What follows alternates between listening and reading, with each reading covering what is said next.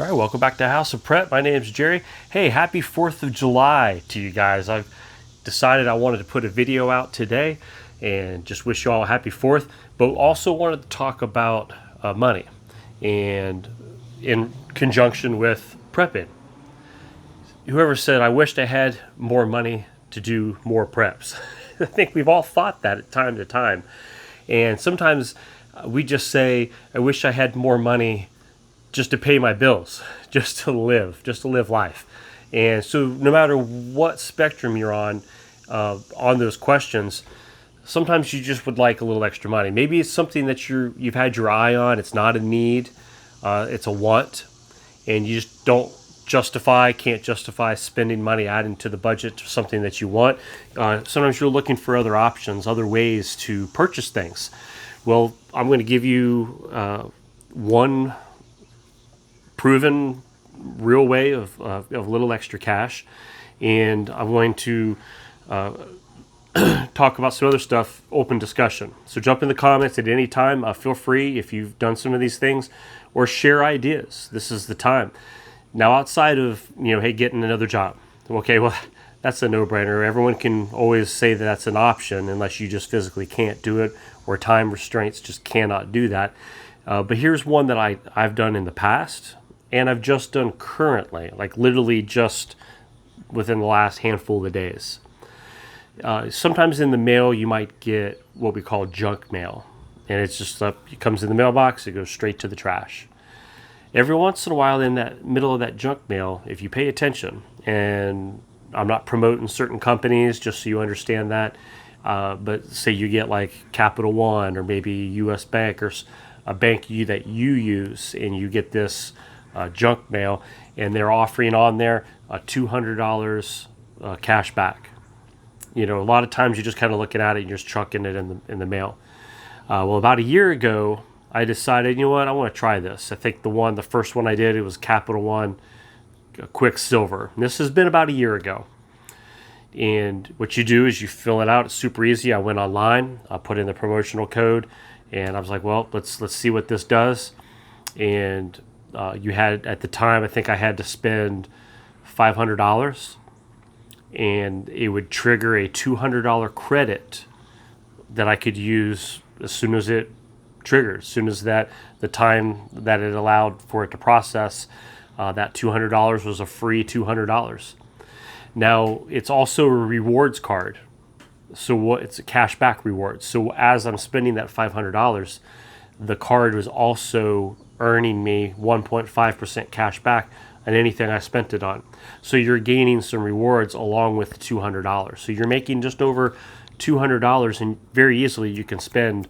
So within a month's time, I earned just over $200 and something for free, pretty much, just for clicking a few buttons. And instead of using my other cards or whatever you're used to using, you just use that one. Now it's your choice if you want to keep it or not. Now, here's one of the things I want to stay right from the start to make sure you're clear on this. I don't think anyone should get cards with annual fees. There's just too many options out there. If that one's saying that they're paying you an annual fee, now there might be, a once in a while reason why that would make a good idea, and that's fine. If you've researched it and for you it fits a card that has an annual fee, and that's okay. You've done your homework and you're educated in it and you've made a wise choice. However, if you're just kind of like, I'm not used to doing this, do not get one that has an annual fee. Also, pay it off. I pay mine off all the time. I don't ever, for years, my whole life, I've never paid a penny on interest rates for credit cards. Not a penny. I've always had them paid off. I don't believe in running up credit cards. I believe that they can bury you in a heartbeat. So do not ever pick a card with the thought of, I'm just going to run it up and make monthly payments on it. You've defeated the whole point of the free money. The free money's gone. You've used that money on interest. You have no free money. I'm talking about absolute positive free money.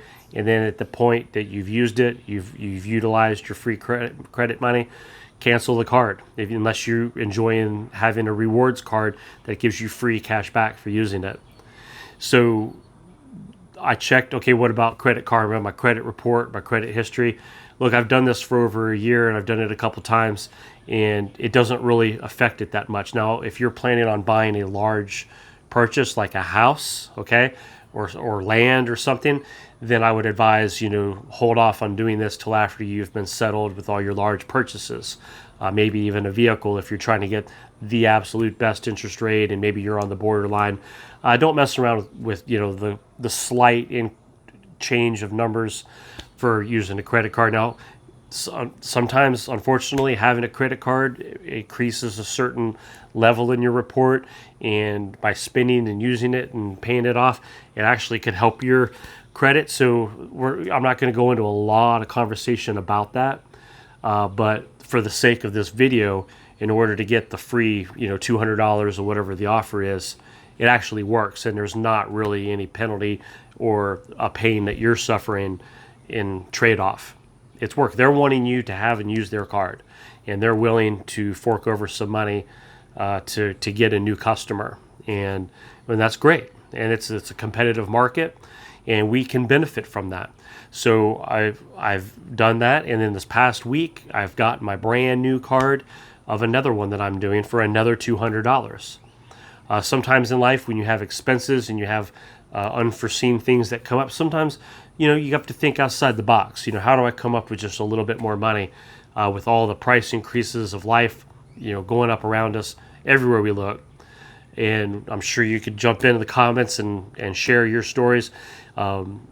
Taxes gone up, rent's gone up, mortgages and things, interest rates are going up, food costs, gas prices, just everything in life going up. And finding these other little instances. Okay, so let's move on from that as a way to make some extra free money just without little work. Paying off your credit cards. Okay, now if you have credit cards, what a great way to free up money in your budget is to get rid and pay off those credit cards. Will free up your monthly payment. Now, in order to do that, you got to focus some money on that. And maybe that $200 you earn can go towards help paying off a low credit card or something. But trying to find ways to fine tune your budget, open up resources, open up some money that allows you to have a little extra money for some of your prep goals, some of the things that you're wanting. I still have a dream and a goal. I'm so close of getting just a low cost but something powerful enough generator, and I've got it I picked out, and maybe that extra free $200 might go ahead and you know what, let's pull the trigger on it. I'm right there, but I'm just always so skeptical. Anytime you get a little extra cash, there's always something around the corner that needs your cash attention. You know what I mean? You know what I'm saying?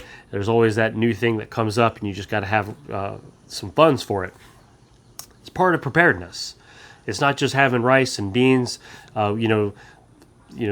Your spouse comes in and says, "Hey, honey, we need some extra money for this bill over here. Quick, grab a can of beans."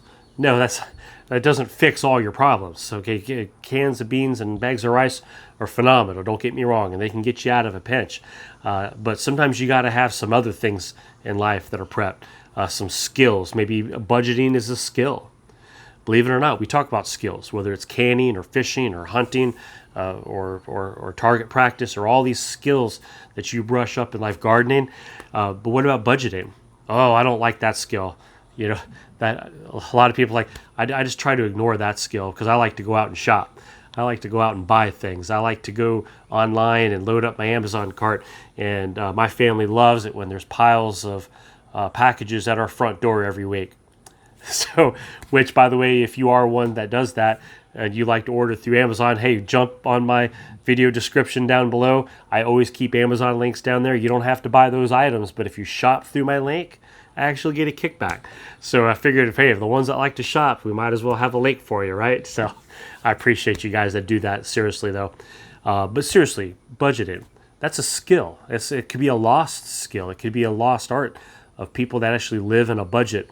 Look at our country and some of the financial crises that we've done over the years, and some of the windfalls of frivolous spending and frivolous money printing, and we kind of forget about the budget and actually staying within a budget and living within a budget, and the power and the freedom that offers. We talk about having freedom of being off grid, or freedom of having your own supplies and ways to power your own home and to take care of your own family.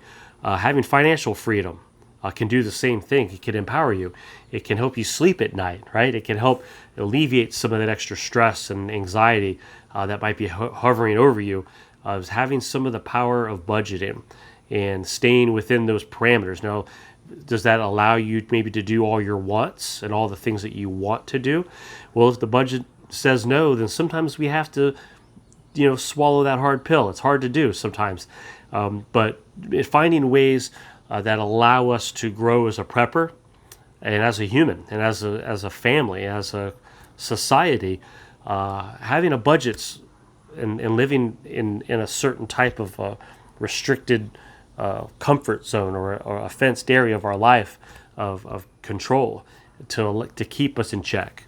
And there's nothing wrong with that.